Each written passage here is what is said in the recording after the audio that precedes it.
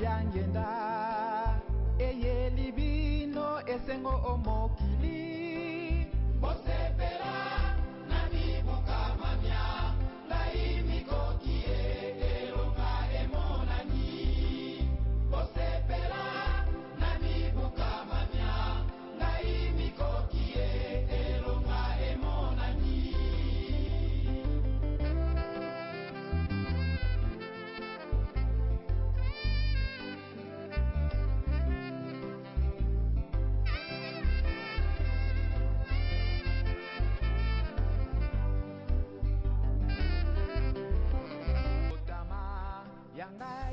Makambo ibeli maza kuyela kabisa mwana papa simo kimbangu kama tabu ndimi na yo tiango de boso mango yo no kumuna na to vive mondimi ya papa simo kimbangu solo tolami bafingio bamoni yo iloko pamba kasi tambula na mbebeko kubanga na yote tambula na bolingo bisi nyonso tozali awa tozali na inspiration mais ba inspiration wana to étouffer yango pona nini ndenge na za kulubaka to étouffer makambo na bisu ekitoko kitoko porque yone ezali suka na mwana bakamatele kambo nyonso bapesi na yo kasi yo moko ozali kobebisaka okamatele loko na yo wana oke kodebisa yango na baninga kasi nzambe na mawana ye alobi ete ya solo bozala na bolingo botosa mibeko te bosala misala voilà mokumba epesa mini biso na ntango oyo.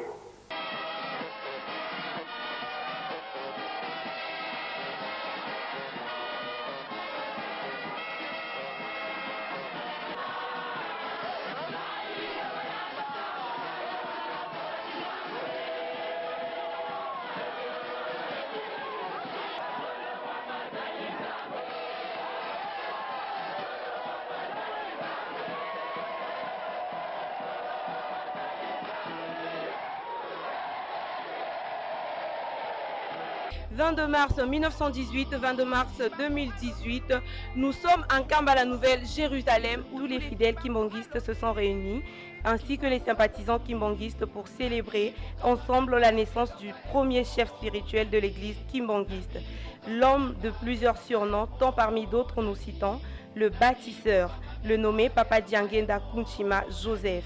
À cet effet, un carnaval a été organisé en son honneur pour marquer les débuts des festivités qui vont durer 3 jours. Les fidèles ont quitté tous les camps avoisinant Kamba.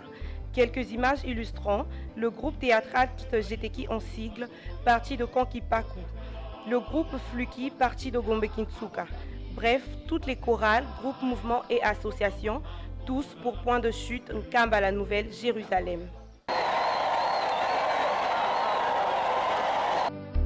Jeudi 22 mars 2018, centenaire de la naissance de son éminence Papa Diangenda Kunchima Joseph, le bâtisseur et premier chef spirituel représentant légal de l'église kimbonguiste. À cet effet, son éminence Simon Kimbangu Kiangani, faire son entrée dans le temple, il s'est entretenu avec maman Marie Mouilou Diangenda, conseillère directe et première fille de Papa Joseph Diangenda Kunchima.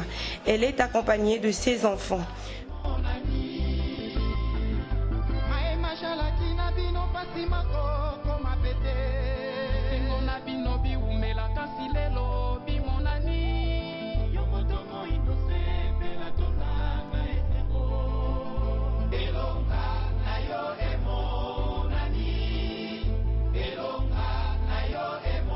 Puis il a reçu ses invités de marque suivante. Son Excellence Jean-Pierre Kambila, DIRCAP adjoint et représentant personnel du chef de l'État. Il est accompagné de son épouse. Son Excellence Dr Oli Ilunga Kalenga, ministre national de la Santé publique. Son Excellence Atou Matubwana, vice-gouverneur du Congo central, représentant personnel du gouverneur Jacques Mbadou Sitou. Son Excellence Clément Bafiba, vice-gouverneur de la ville de Kinshasa, représentant du gouverneur André Kimbuta.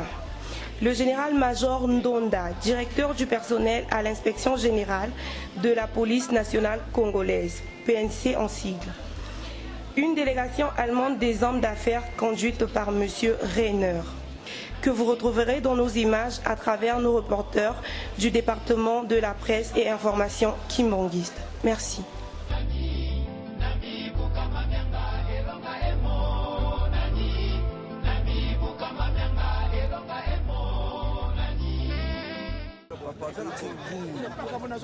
Pour la centenaire à papa Diangenda Kuntima. Papa ngana monike toyeda nzela ndenge papa lobaki bakotuna biso ndenge nini bozokende Diangenda kufa boki kwani mukuna oti wangu bobondela wapi o ngana za moto bobondela kole sobe o nkole so mande fuana ya mande fuana azala bomobesa kufa so tu biso nzela lobibo est-ce que yeah c'est quoi lobibe ce qui ça c'est quoi le simit mbongo ça la incarnation donc ça fait que ce qui c'est quoi pour les autres c'est quoi c'est quoi ton début papa simit mbongo ça la incarnation à côté de papa Diangenda ayo kota papa simit mbongo bon nga kombola ngami mingi papa général na vandi na Mwanda na ye awa pona fête ya centenaire ya papa Joseph Diangenda Kuntima pona ko sepela molulu yango donc moye ezate donc pour tous les hommes matin bon na ebité bino oza ba journaliste et sika o tchalo ko ezate donc moye ko ezate fête moko extraordinaire na monde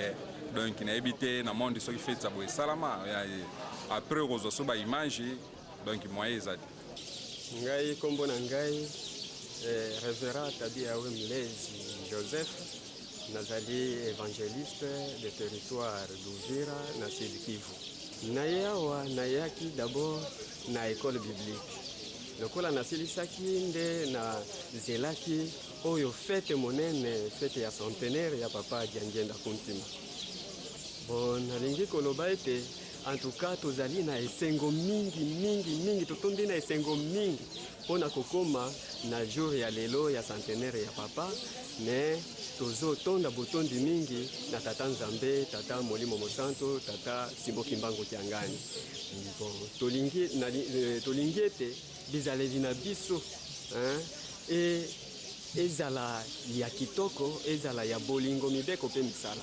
Eu chamo Vicente Mavakala Tandu, sou chefe da divisão de Luanda, Angola. Da forma que estão a ver o dia de hoje, dia 22 de março de 2018, muita gente vão perguntar, dizendo que o Papa Diangenda já morreu.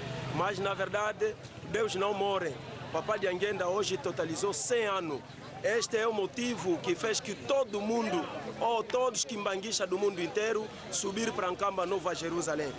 Segundo a história, quando falam da igreja muçulmana, eles têm a sede como a Meca. A igreja católica tem a Roma e a igreja quimbanguista temos um Kamba. Não existe quimbanguista sem Kamba. Este é o motivo da forma que estão a ver o dia de hoje. Aqui em Kamba há um ambiente diferente, como sempre. Todo mundo subiram e estamos a festejar o centenário do Papa Diangenda Kuntima. Viva o centenário! Ngai kombo nanga papa oye bani mingi papa Jericota. Ngai naza mutambanza Kongo senga Mvemba Nendongo. Naza mwana nanga ne Kongo. Nazali bakoko nanga baboti mama nanga nejinga wajinga mponda Kongo. Papa Simbo Kimbangu Tiangani oyo amona kipashi atilelo oyo azo defendre pepe noir na pasho tozanango yango nde toye na mbotama ya papa Diangenda Joseph Kuntima biso ba chef coutumier toye ko sangana awa na kolakisa peke papa Simbo Kimbangu tango abandi musala na ye na 1921 ayake pa bankumu o batalaka ba famille batalaka ba bibwele batalaka ba mabele na biso margeke pouvoir na biso ekenda me biso tozo défendre kinkulu pour que tozonga esika tobungelaka. bayebisanga ke nzela moko atokolanda eza nzela papa Shimoki Mbangu poke ya mizalelaka kozala na ye azala na mbanza Kongo azala kobengama na kombo ya Nkembo lya Nzenza. Nkembo lya Nzenza elakishike bisengo ya bamipaya sikoyo mpe biso tokotika lisusu mboka te, tokotika lisusu mboka na baétranger te, toze défendre pour que to récupérer loko tobongisa. On est en Belgique pour la festivité le 22 mars. Comme tout le monde, il y a une festivité, la fête, la réjouissance, donc voilà. Makanisi na kuzongisa bandeko balandi makanisi na Zakari 8 na maloba ya papa Diangenda ke bakokanga bino na bilamba nde bakolinga nde bomema bango bakende mona epai nzambe azali. Oyo ayebaki sango ya papa Shimoki Mbangu monsieur Rainer nde papa abengisi ntango papa abengisi ye akonfirme ke moto abengisi ngai azali matete ya nzambe. Moto abengisi ngai aza moto te kasi azali nzambe, aza molimo mosantu. Ntango azongi amemi sango wana nde bandeko ne balobi te akangi na bilamba ndenge Zakari ozoloba tokende totalisa na nzambe. Vrai naza na émotion mingi mais eloko oyo ngai na koloba ezali ete mokumba ezali monene tosepelisa nzambe. Avant ya kosepelisa nzambe esengeli toyeba ete nzambe azali. La francophonie, et je viens ici pour partager ce jour de joie et surtout ce jour historique pour non seulement les Kimbanguistes mais pour toute la nation congolaise, puisque ce 22 mars célèbre le centenaire de la naissance de papa Joseph Diangenda, et que c'est un personnage non seulement historique, spirituel, qui a marqué la nation congolaise, puisque c'est lui qui a construit cette église kimbanguiste moderne que nous connaissons. Et c'est lui qui a mis les jalons de cette idée importante pour les Congolais qu'il est possible de se prendre en charge et de soulever les montagnes avec la foi. Et je crois que l'église kimbanguiste est un exemple pour nous tous dans cette idée de l'autoprise en charge, mais surtout dans cette foi qui soulève les montagnes. Donc je voulais rendre hommage à ce personnage historique et aussi peut-être d'une manière sentimentale, puisque... C'est M. Jean-Claude Kazimbe Musonga, député national et gouverneur honoraire de la province du Haut-Katanga, donc le premier gouverneur de la nouvelle province du Haut-Katanga. Et aussi je suis venu aussi par curiosité, parce que nous entendons toujours parler d'Nkamba, et la province du Haut-Katanga a joué aussi un grand rôle dans la vie du prophète Shimoki Mbangu. C'est à Lubumbashi que le prophète Shimoki Mbangu a passé plusieurs années dans la prison de Kasongo, à côté de l'hôpital Sengue. Et en plus, il a passé 30 ans là-bas, et puis il a été enterré dans le cimetière de Lubumbashi. Alors il était tout à fait normal que je puisse aussi venir découvrir là d'où il est parti et où il est revenu après sa mort. Donc c'est pour moi un grand privilège. Vous aviez dirigé la province où papa Shimoki Mbangu a passé plusieurs années, plus de 30 ans en prison. Comment vous aviez jugé papa Shimoki Mbangu à Lubumbashi? Bon, j'ai eu plusieurs fois entré en contact avec les responsables de l'église kimbanguiste. J'ai eu aussi à visiter la prison où il a été enterré. Et j'étais en train d'ériger un site touristique autour du lieu où on avait tué aussi Patrice Emery Lumumba. Et j'avais réservé un espace pour le prophète Shimoki Mbangu. après avoir découvert ce qu'il a été. Mais le message que j'avais lancé aux responsables de l'église kimbanguiste là-bas, c'était de demander une seconde libération du prophète Simon Kimbangu. Qu'est-ce que j'appelle une seconde libération du prophète Simon Kimbangu? Je ne veux pas que le prophète Simon Kimbangu soit tenu prisonnier par un groupe de gens, de sorte que son histoire n'est pas tellement connue. Je peux dire par exemple que le prophète Simon Kimbangu, c'est le plus vieux prisonnier du monde, qui a passé 30 ans en prison. Alors que Mandela n'a fait que 27 ans, mais on a fait beaucoup de publicités autour de la prison de Mandela pendant 27 ans. Et beaucoup de Congolais ignorent que Kimbangu a fait 30 ans plus que Mandela. C'est pourquoi j'ai dit qu'il faut une seconde libération du prophète Simon Kimbangu afin qu'il soit connu du monde entier. Vous allez peut-être m'excuser. J'ai souvent dit que Simon Kimbangu n'était pas kimbanguiste. Il était seulement Simon Kimbangu et c'était un héros, un patrimoine national.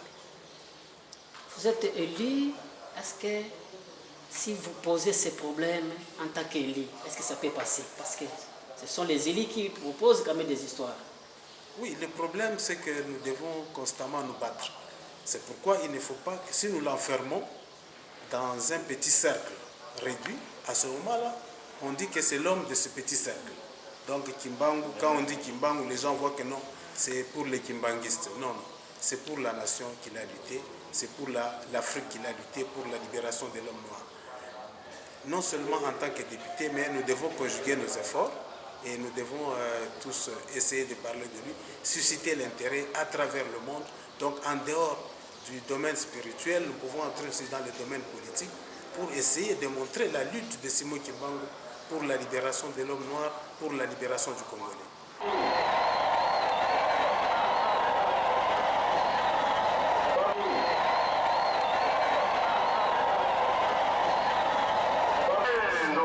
Mars 1918, 22 mars 2018, nous sommes en Kamba, la Nouvelle-Jérusalem, où tous les fidèles et sympathisants kimbanguistes se sont donné rendez-vous pour célébrer le 100e anniversaire de la naissance du premier chef spirituel de l'église kimbanguiste, le nommé Papa Diangenda Kunchima Joseph.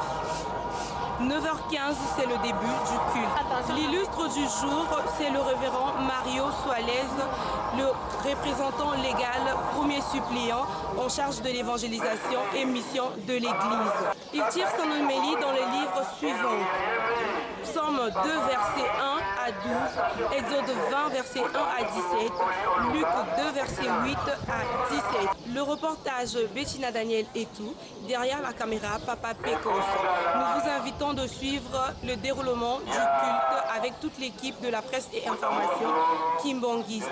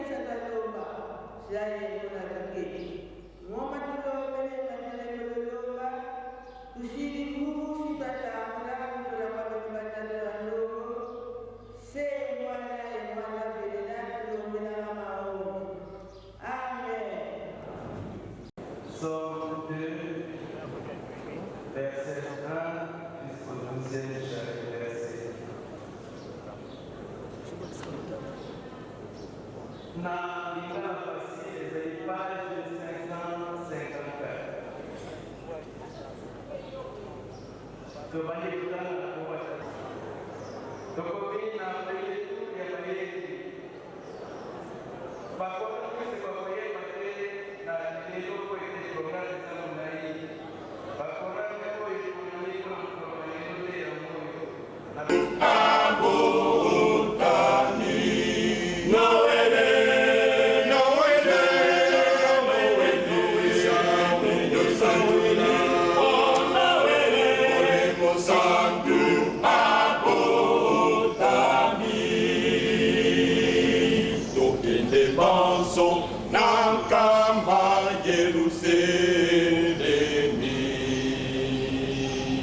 Molimo Santo abotami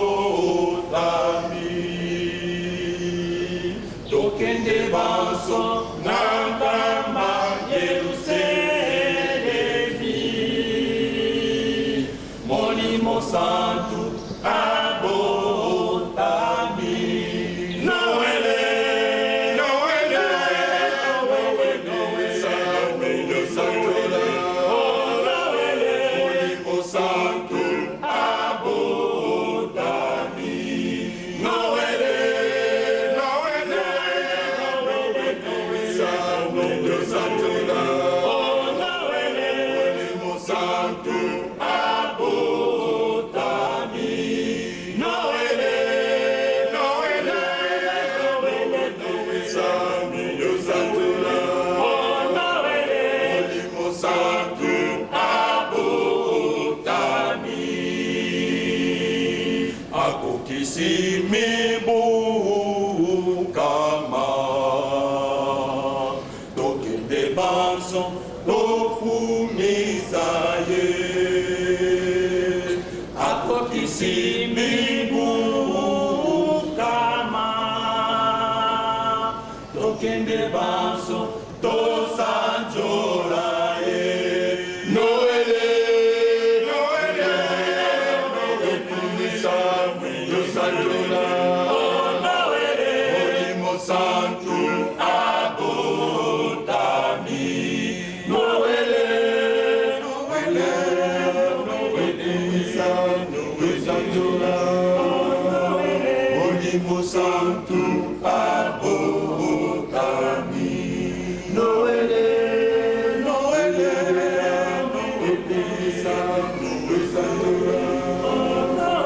Molimo Santo abotami Noele Noele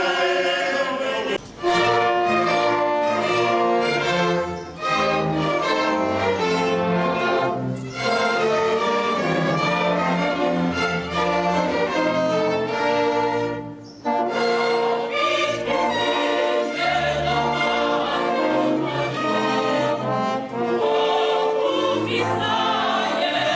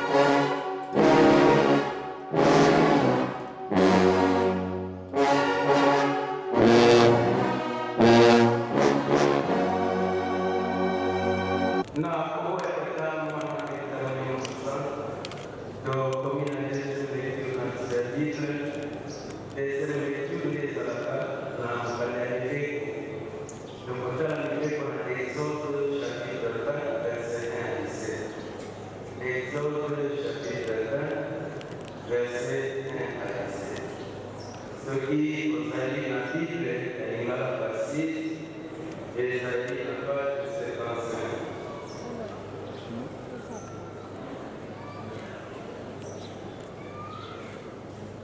soki tokomi kobatana kobatata na tetamani kosa tokomi na deuxième tour eza boye Yerusalem Jésus dirigeant Jésus Faki nde deuxième tour lise bapesinga liyango na kobatata mwana tetamani kosa tokomi na ngomba ya mabonde eloko toyelaka na mafuta kobondela mpe kosala misala ikoyeba libatata nzambe papa lobai na biso tosenga kokutana koposa na santenere ya papa eyena ndima na yango tosengi banganga nzambe oyo baya liboso mpona priere d'intercession mama de grande lampe Berthe ya Brazzaville, Révérend Maria Lagos, Angola, Révérend Umbamundu Diambo, Révérend Patrick Cyprien Charles de Colbecky, bien que nous soyons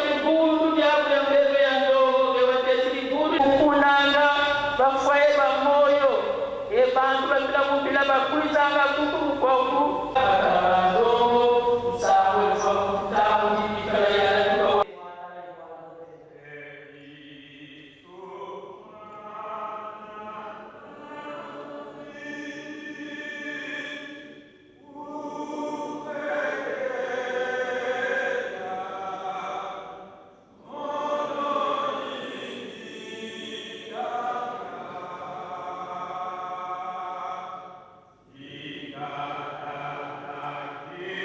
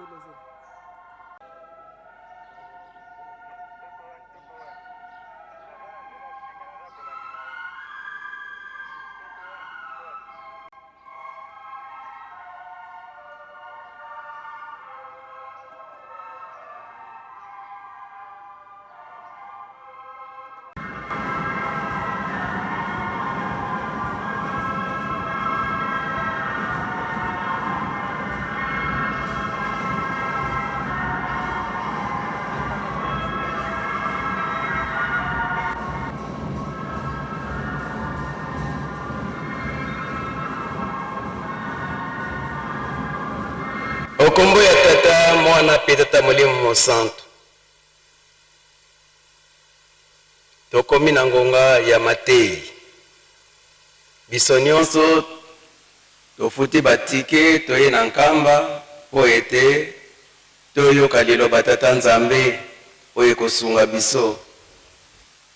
Ba oyo bayaki leta totangaki na Psaume 2. Nzembo ya Bayuda oyo ya mibale tobandaki na premier verset tosukaki na 12e verset. Totangaki mibeko ya tata Nzambe na Exode chapitre 20 verset 1 à 17. Sikoyo tokomi na likambo oyo tokotanga. Chapitre principal toza nango tokotanga na Évangile selon Saint Luc chapitre 2 verset 8 à 17. Mokanda oyo mosantu Luka akomaki mokapo ya mibale tobandi na nzela ya mwambe tokosuka na nzela ya zomi na sambo. Luc chapitre 2, verset 8 au 17e verset. Tozana ba référence mibale et pour soutenir chapitre oyo tokotala na Genèse tomokanda ya liboso ya Moïse, Genèse chapitre 5 verset 28 à 30. Genèse chapitre 5 verset 28 à 30. Et tokotala na deuxième livre des rois. Deuxième livre des rois, chapitre 13, verset 20 à 21.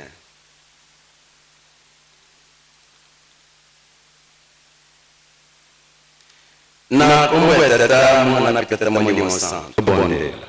Na kombo ya tata mwana pita Molimo Santo. Nzambe na biso totoni yobotondi. Nani ayebaki ete mundu abakosa na organisation ya boye.